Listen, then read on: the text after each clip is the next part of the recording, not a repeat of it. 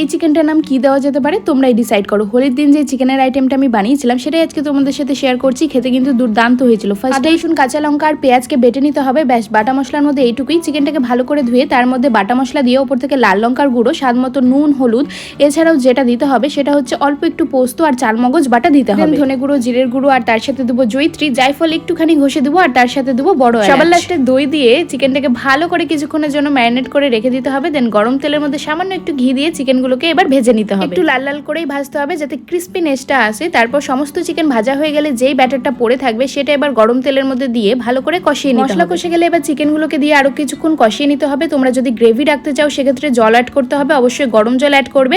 আমি এখানে গ্রেভি রাখবো না তাই কোনো রকম জল অ্যাড করিনি। এরপর আমি এটাকে সার্ভ করেছিলাম ফ্রাইড রাইস আর বেগুনির সাথে। এই আইটেমটার নাম কি দেওয়া যেতে পারে অবশ্যই কিন্তু কমেন্টে জানিও, আর কেমন লাগলো সেটাও কিন্তু জানিও। আজকের মতো এতটুকুই ছিল, দেখা হচ্ছে পরের ভিডিওতে। টাটা। আর হ্যাঁ, সাবস্ক্রাইব করতে কিন্তু ভুলো না।